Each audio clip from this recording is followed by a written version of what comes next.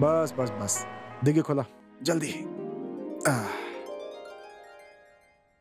चला, टाइम पे आ गए नहीं एयरपोर्ट। हम ट्रॉली लेके आवता नहीं। हाँ हाँ फटाफट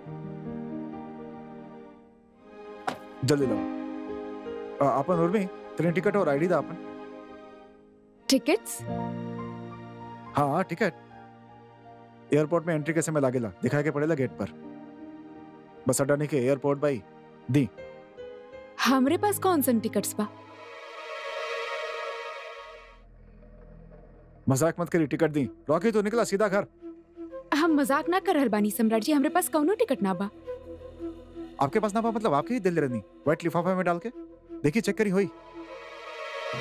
का चेक करी? हमरे पास कौनो टिकट्स ना बा। आप कब देनी हमके टिकट्स? ऊपर रूम में जब आप तैयार होते रही तब धैले रहनी ना, टेबल पे रख के गल रहनी, बोले रहनी कि पर्स में डालना अपना। कहाँ बा टिकट, कहाँ बा? चेक करा हो की? सम्राट जी हमके ख्याल ना रहल होगी। हम तो ना लाइल बानी टिकट्स।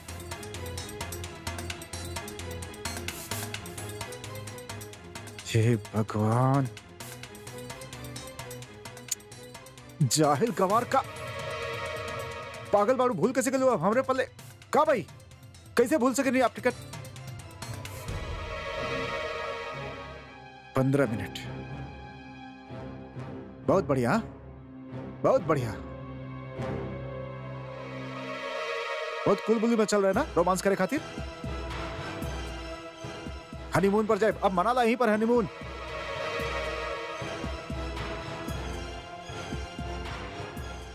अरे टिकट कैसे भुला सके नहीं आप? कल अगर आपके थोबड़ा देके प्लेन में घुसे दिए आपके। कोनो काम के ना बढ़ू, कोनो काम के ना बढ़ू। एक काम करी वो आपसे ना भाई, नमक के भाव के लायक भी ना बढ़ू आप।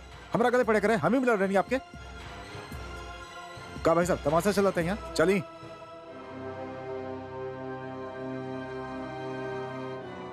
मन करता सर फोड़ दिया अपन यहाँ।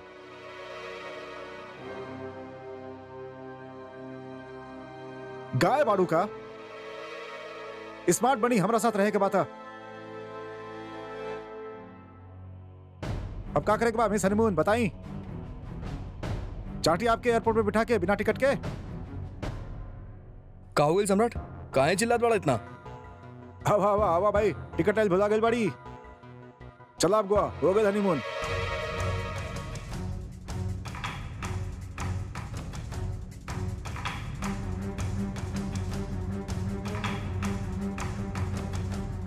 अरे पर हमरा पास मैसेज बा यार टिकट के। एक सेकंड,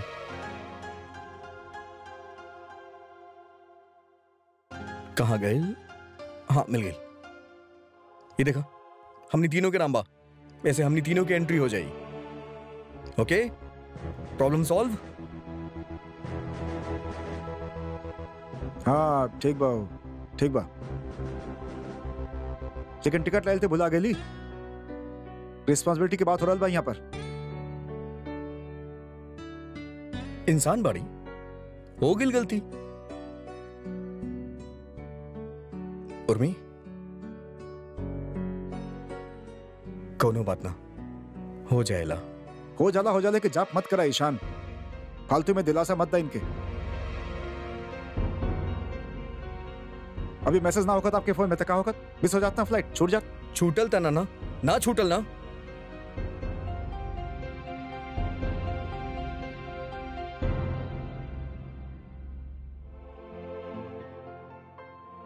आई एम सॉरी सम्राट जी, गलती हमार बा। आप ठीक कह रहल बानी, हमरा के टिकट के याद रखे के चाहत रहे। देखला तू मान ली ना अपन मिस्टेक। यारू तो अपन गलती मान ले ली, लेकिन तू होता तो ना मनता। छोड़ा, अभी डिस्कशन के टाइम नहीं खे, फ्लाइट मिस हो जाई।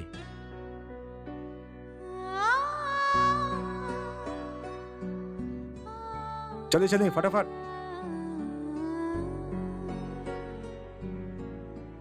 चला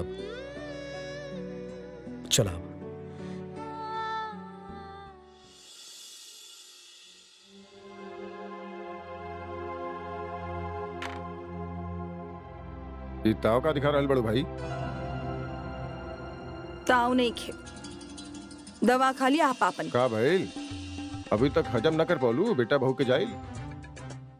ज्यादा मजा मत ले आप हमारा, हाँ बता रहल बानी हम आपके। और आज जे आप हमरा साथ कैले बानी ना, सही ना कैले बानी। हाँ अरे सही तो तू ना कहलू है शशि, ये तो हम तोरे के बच्चा लेनी बहुत बड़ा पाप करे से। धन्यवाद दा हमके। हाँ चुप रही आप। और एक बात बताई हम आपके, हम बड़ा बड़ा मेहनत से बड़ा कैले बानी अपना बेटा के, इतना काबिल बनाए। और ये कल के आई पिद्दी से लेके हमारे बेटा के बदल दे, ये कौन भी कीमत पे बर्दाश्त ना करब हम। हाँ हाँ, बहुत बड़ा बना देलू तू अपन बेटा के, और ओकरा पे तोरा घमंड इतना बा जैसे तू बेटा ना भगवान राम के जन ले होखा। लेकिन रिश्ता के इज्जत कईल जरा सा भी ना सिखा सकलू ओकरा के तू, जेकरा ओकरा बहुत जरूरत बा। अब बेटा बेटा कर रहल बिया। अरे क्या खाक काबिल बनौले बड़ू तू ओकरा? अरे सबसे ज्यादा जरूरी होखेला पैसा, और वो हमार बेटा बहुत अच्छा से बना रहल बा, समझनी आप। वरना आपके और दिवाकर के राज में 2-2 रुपया के बारे में सोचे के पड़त रहे हमरा के। आज झांसी में नाम बा हमार बेटा के, अमीरी में, शोहरत में, इज्जत में। हाँ हाँ, पूरा झांसी में नाम बा, दौलत बा, लेकिन अपन माँ बाप के कितना इज्जत करेला ये भी तू अच्छा तरह से जाने लू। और ये हाल रहल ना तो तनी दिन में पूरा झांसी जान जाई कितना इज्जतदार बा हमनी के बेटा। जब चाहे केहू के लताड़ देवेला, जे मुंह में आवेला बोल देला। अरे ये इज्जत करेला सबके। एक दिन देखिए शशि, हम सबके भी घर से निकाल दे, ई कह के कि ई घर ओकर बा, ऊ बनवले बा। तोहरा भी ना पहचानी कि तू अगर का बाड़ू। फिर गाना गैया ओकर खूब सफाई देवे चलल बढ़ी। अरे ये ऐसे नसुब बात कर रहल बानी आप? हाँ? और सम्राट ऐसन काहे करेला? काहे निकाल दिया हम सबके? दिवाकर ओकर भाई बाना बड़ा, जब मर्जी ओकरा झाड़ देवेला। अरे सम्राट जब हनीमून पे जात रहे तो दिवाकर ओकरा विदा करे आइल रहे ना, कोनो गुनाह कैले रहे ऊ? बेइज्जती कर देला सबके सामने। यही खातिर कह रहल बानी शशि, सम्राट कुछ भी कर सकेला। ये बात तू अपन मन में अच्छा तरह से बैठाला तो ठीक होखी। तनी कम दुख होखी उस समय, जे समय तोहरा के तोहरा औकात दिखाई। तू खुश होखबू शशि ओकरा पैसा से, ओकरा रुतबा से, लेकिन हमरा के रत्ती भर भी खुशी नहीं है। हम तो बस इस सोच के दिन रात घुटत रहिले कि सम्राट हमनी की औलाद बा। हमनी खातिर दिवाकर अच्छा बा शशि, जे कम कमाला लेकिन कम से कम हमनी के इज्जत तो करेला, प्यार से तो रहेला। अरे बेटा बाप के सम्मान दे, ओकरा खातिर यह बहुत बा। अरे छोड़ी सब बात, हमनी के सम्राट इतना दूर घूमे गल बा, इतना याद करिए तो हिचकी लग जाई ओके। तोहार कुछ ना हो सकेला शशि, कुछ ना।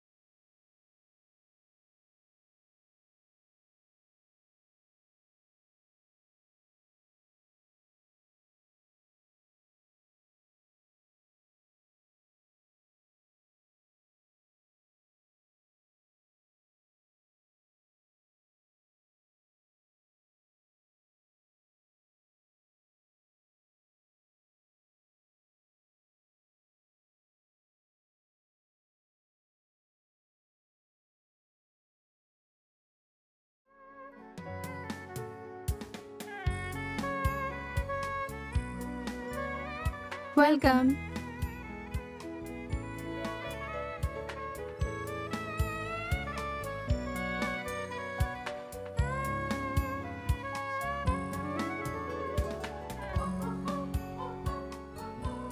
Thank you.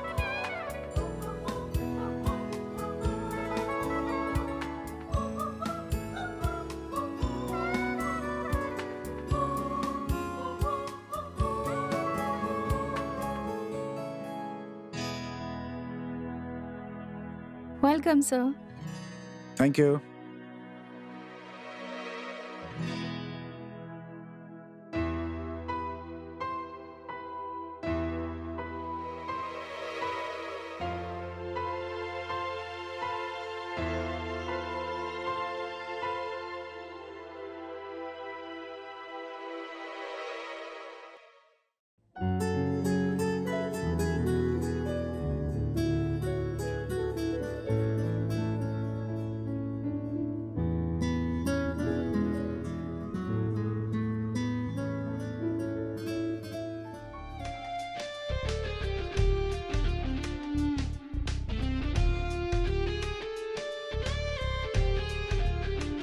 Good morning.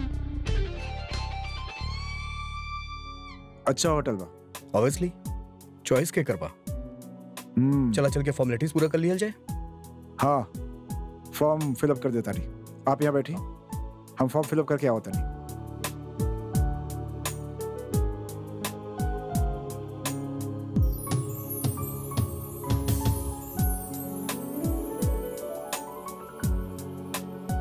तो अब क्या करबा तू? यार बहुत थक गइल बानी, सोचा था नहीं तनी देर सूझ जाई। तू बतावा तार का सीन बा। तू कहा था तुम्हार थकान के अरेंजमेंट करी हम।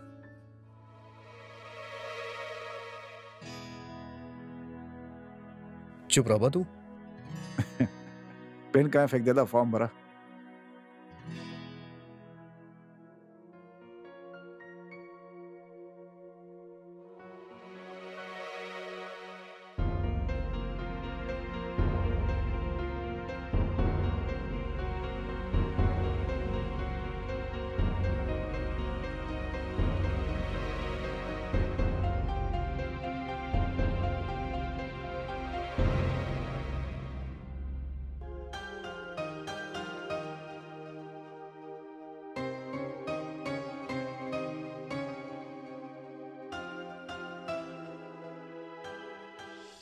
अनु, कहाँ जा रहल बिया बेटा?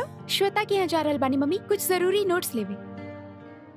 बेटा पैर में तकलीफ और बढ़ जाई। श्वेता की यहाँ बुला लेवे के रहे ना। का मम्मी, हम ठीक बानी आप। अच्छा चला, हम चलत बानी अब।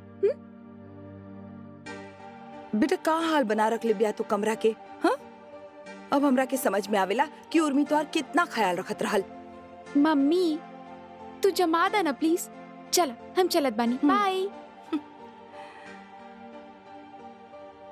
हे भगवान,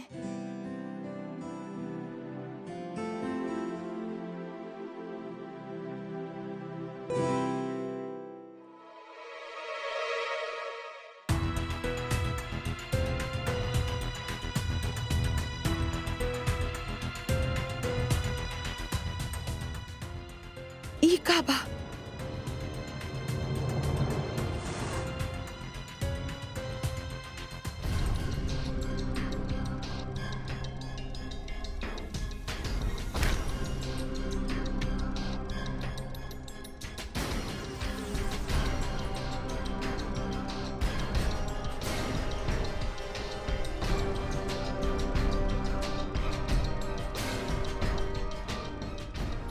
ई कौन चक्कर में पड़ गई हमारी लड़की?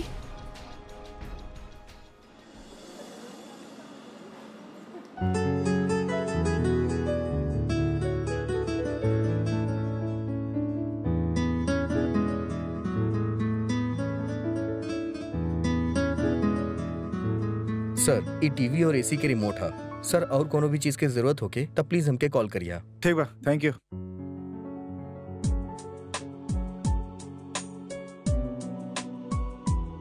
अच्छा भाई, हमनी के कमरा इतना जल्दी मिल गई। नीचे बैठल बैठल तो हम पगला ही गए रहनी। कहे भाई ऐसन का रहे नीचे जे आप इतना परेशान हो गई?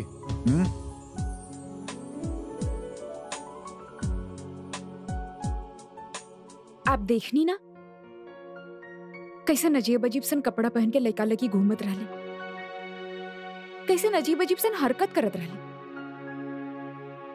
छी, गंदा लगेला ई सब। यहाँ भजन कीर्तन पंडा पुजारी ना ऐसन लोग मिले ना मैडम। ही गोवा बा। अपन दिमाग के आप यहाँ के हिसाब से सेटल कर ली। ये सब देखे के मिली आपकी। का बात कर रहे बानी आप? सही कर रहा बानी। अरे यार एक्स्ट्रा मिनरल वाटर बोलो भुला के नहीं ओके, भारी ओके बोल क्या होता नहीं ओके। सुनी, कहाँ जा रहल बानी आप? अकेले मत जाई। कहाँ है भाई? हमार मतलब बा फोन करके कमरा में मंगवा ली ना। एक नौटंकी बा। हाँ? ऊ का बाहर अजीब अजीब तरह के लड़की घूम रहल बानी। हम आपके अकेले ना जाए दे बाहर। अच्छा, तो आपके पति जेब से गिरल 5 के नोट बना जो कोने भी लेके देख के उठा के भाग जाई? हाँ? चिंता मत करी, कोनो लेके ना भागी हम राके।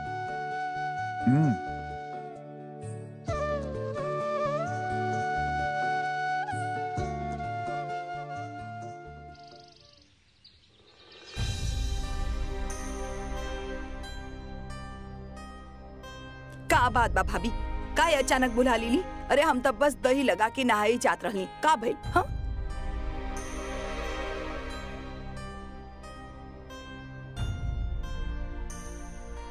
का बात बा? ऐसे का सब देख रहल बा? कोनो बात बा का? हाँ दीदी, ई देखी हमके ई अनु के कमरा से मिलल बा ओकर कॉपी। हे राम, ई का बा? ई उम्र में ई सब ठीक नहीं के बा भाभी। समझ नहीं के आ रहल बा हमरा। झांसी में कहीं मुंह दिखाए लायक ना रहा जब हम यही उम्र में ये सब करे लग गए। आखिर कैसे भइल ये सब? कैसे का मतलब? सीधी सी बात बा, संगत के असर। संगी साथी बुरा होखी त ये होखी। हम तो कब से कह रहल बानी कि बहुत घूम ले लईकी, लगाम लगावा, लेकिन ना तला अब देखा।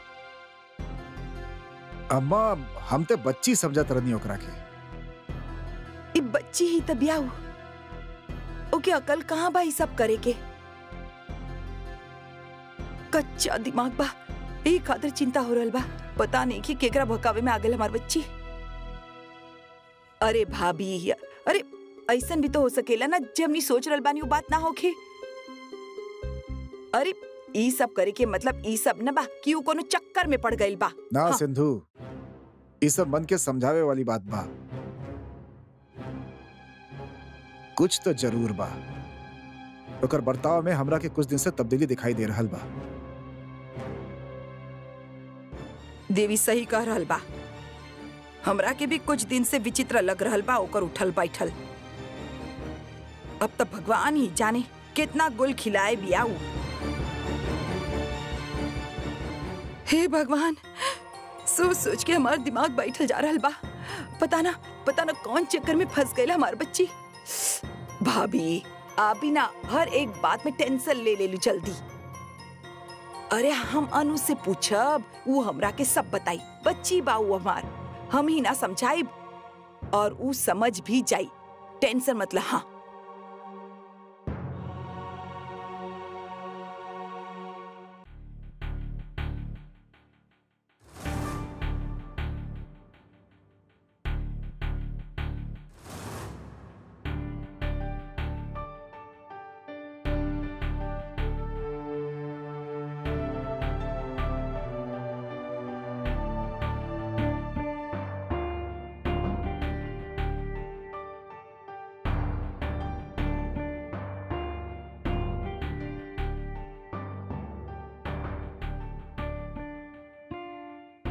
तितली के मछली की तरह तैरत ना दिखले रहनी, भौरा बन के आज देख रहल बानी। ये हुस्न के जलवा था हमरा के गोवा में खींच के लाइल बा।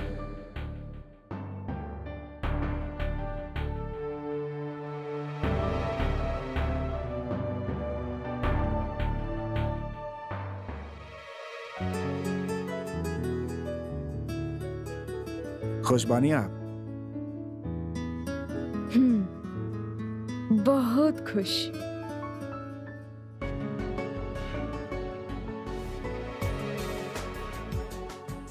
तो चलिए थोड़ा आराम कर लिया जा।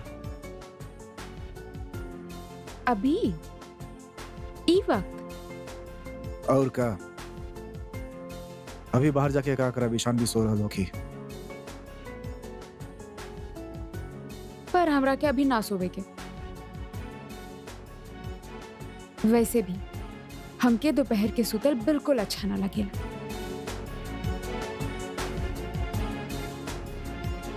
सोए खातिर ना कह रहल बानी हम, सोए खातिर आयल बानी का? हाँ?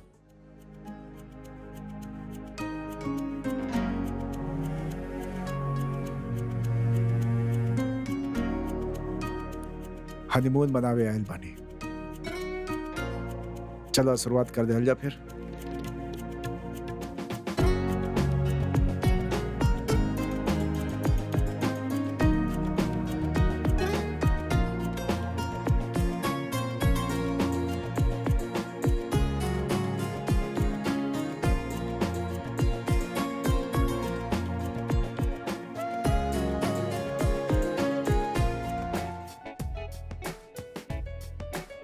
जाओ अर्मी, अब जाके फटाफट तैयार हो जाएं।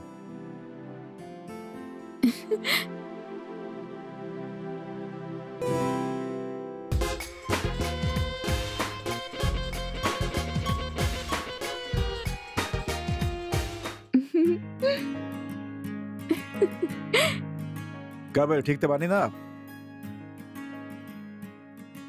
ये आप का पहन ले बानी? आप ही पहन के बाहर जाइए। काहे का बे ठीक थे बा? का खराबी बा? अच्छा, पर ई पहन के बाहर जाइए आप। बीच पे जाए के बा मैडम, सूट पहन के थोड़े ना जाए।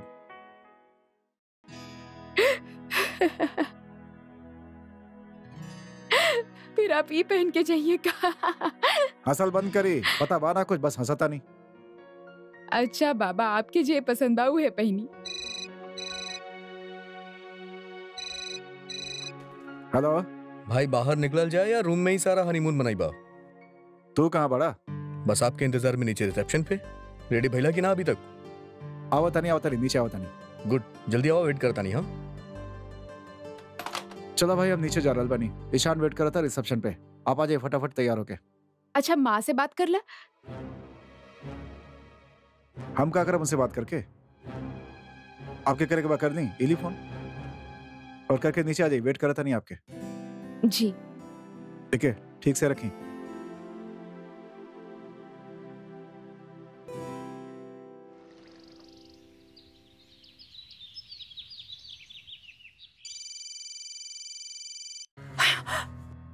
सम्राट की फोन यहाँ कैसे उठाई होकर फोन?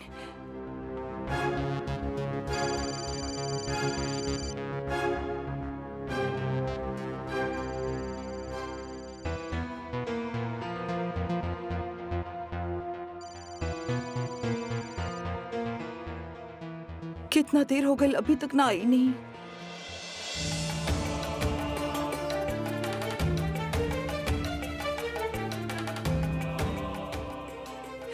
क्यों हमके यहाँ देख लेलस और सम्राट के बता देलस तो वो हमार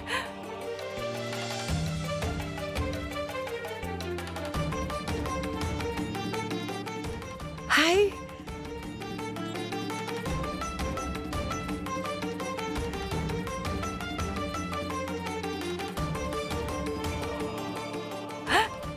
आवा आवा, आ तक गई नहीं महारानी, जल्दी आवा।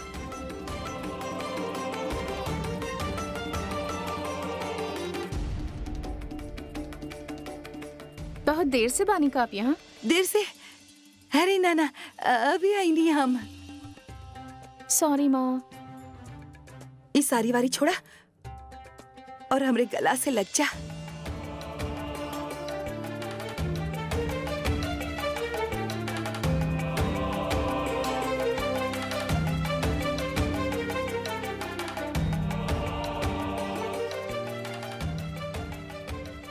कैसे बाड़ू हमार बिटिया?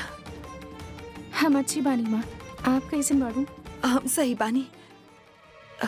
अरे कितना दुबला गइल बाड़ू, ध्यान ना रखलू का अपन? हाँ तो के तो हमेशा से ही लगला, ऐसा कुछ ना बा। आवा आवा ना माँ, बैठी। हाँ चल बैठी। बैठा। तोरे पसंद के लड्डू ले आइल बानी, ले चाहिए। और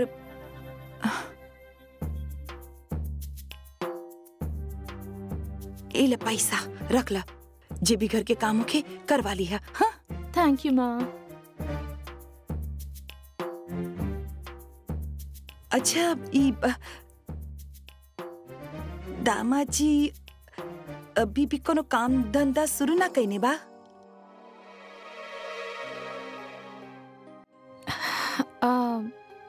कैली रहने माँ एगो काम शुरू, कुछ दिन तो चलल ठीक ठाक, फिर पता ना कहाँ भइल और छूट गइल। हमके लग रहल बा कि उनका ग्रह नक्षत्र ही खराब बा।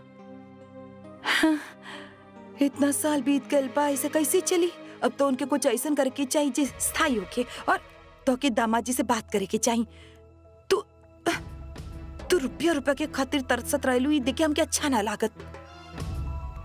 अब तो चला हम छुप छुपा के आ जाइले, तोर मदद होई चाले। तो सोचा ये बात सम्राट के पता चल गई तो का होखी? अरे प्रलय हो जाई। तू तो जाने लू ना कितना गुस्सा बा तो से। हाँ बस माँ, हमने की हमार बेबसी गिनावे की जरूरत ना बा, और ना ही जतावे की जरूरत बा कि कौनो एहसान करेलू हमके पैसा देके। अरे ना, सम्राट ही सब कुछ बना आपके खातिर, हम तो कुछ भी ना। हमने खातिर तो जे करेलू वीक समझ के करेलू, ताकि अपने कोख से जन्म देवे के पाप कटे। बाना माँ,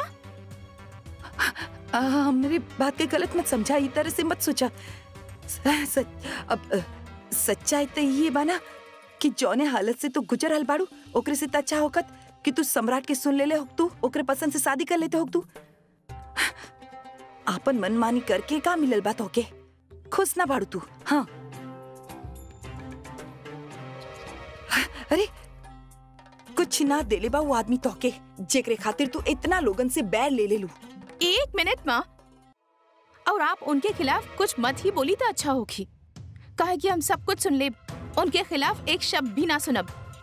और आपसे के कहलस कि हमनी खुश ना बानी, हमनी बहुत खुश बानी। हाँ जानत बानी की तंगी बा, पैसा कम बा जरूरत के हिसाब से, लेकिन हमनी फिर भी खुश बानी माँ।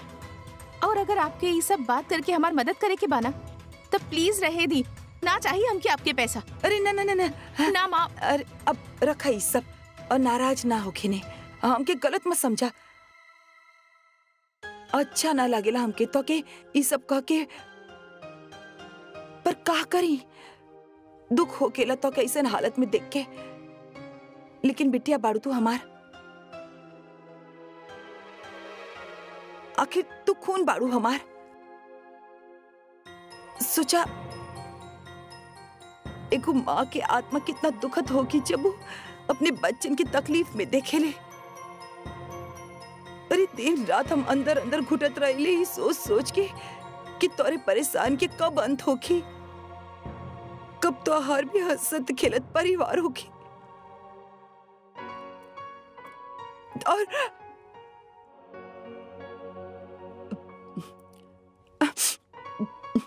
चलो भूल जाए ये सब बात और रखा ही पैसा, रखा अंदर।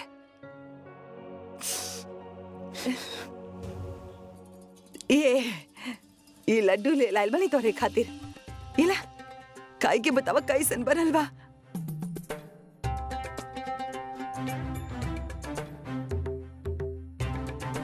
अच्छा बना?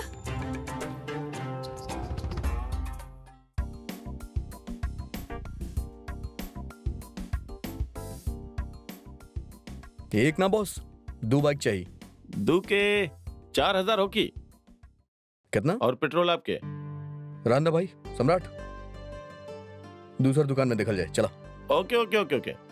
2 बाइक्स 2000 और वो भी एडवांस। हाँ सही बा बेटा, पुड़िया बने चल रहा आधे पे आ गेला। करला भाई।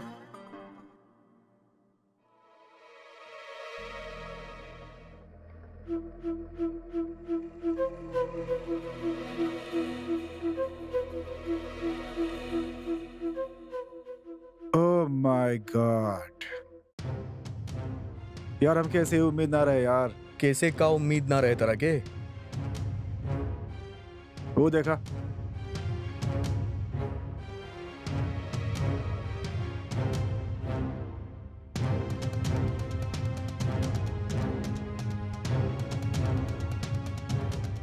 ऐसा लगा था अभी पीछे से बैंड बाजा बारात निकली।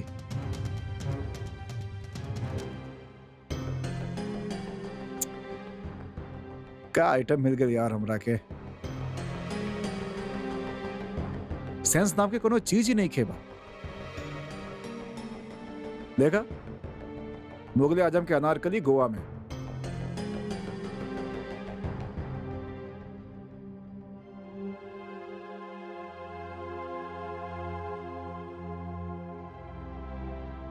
चली, हम आ गए नहीं। आ गए नहीं? बाराती कहाँ बड़न? के? शादी पे जाए के बना?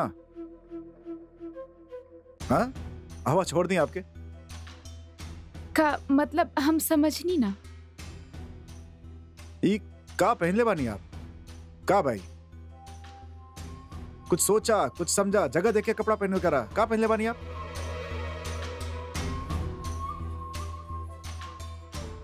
कार्टून से कम ना लगा था नहीं आप? और कुछ ना मिला गोवा में पहने खातिर? सम्राट यार, 1 मिनट, हमार बात सुनो। 1 मिनट, झांकी बन के आ गेली यार। और का पहनती हम? मम्मी ही तो कहले रहल सूट पहने खातिर, खास तौर से घर से भिजवैले रहल मम्मी। लॉजिक देखला, हर बात के लॉजिक बा इनके पास। तना आसपास नजर घुमावा, देखी क्यों पहन ले भाई ऐसा कपड़ा? हाँ? एक बंदा ना मिली जे ऐसा कार्टून वाला ड्रेस पहन ले हो कि यहाँ पर। सम्राट 1 सेकंड, हम बात करी।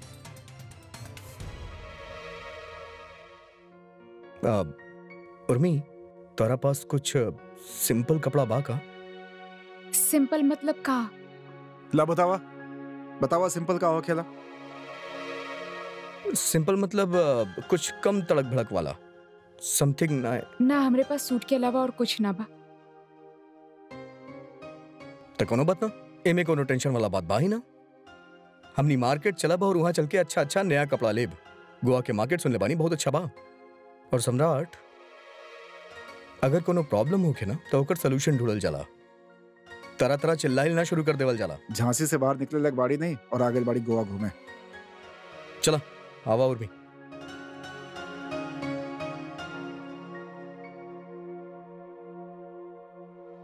एक मिनट रुका,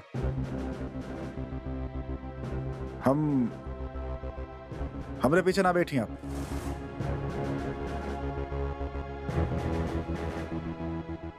प्रदर्शनी ना बने के बाद हमके गोवा में भाई। ऐसा कपड़ा में हम आपके पीछे ना बिठा सकेला बस। ई का कहा तारा यार सम्राट तू? जौन कह देनी वो कह देनी यार, बस। ऐसा शादी वाला कपड़ा में ये हमारे पीछे ना बैठियन। अरे यार तू हमार बोल देनी अब और बहस ना हो कि ईशान। जब भी ढंग के कपड़ा पहन के अहन तो हमरा पीछे बैठ जाइए। तो क्या बिठाएगा बिठा ला। अरे यार सम्राट ईशान के बारे में प्लीज बहस ना करा। ये ढंग के कपड़ा पहन के आए, बेशक बैठे हमारा पीछे। I have no issues.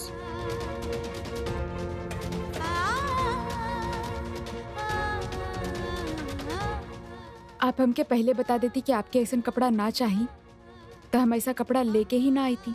और आपके बोले के मौका भी ना देती। हमके का पता रहल कि गोवा में कौन तरह के कपड़ा पहनल जाला। झांसी में जब हम बाहर निकलत रहनी तो इसने कपड़ा पहनत रहनी, कौनो अतरंगी कपड़ा ना होखत रहल हमरा पास। तो झांसी के शहजादी के पता करे के चाहत रहे ना कि गोवा झांसी के मोहल्ला नहीं खे।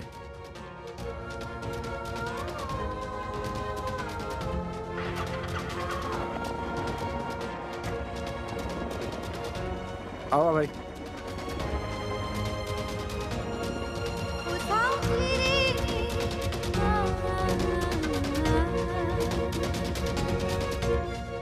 का हम आपके साथ बैठ सके नहीं?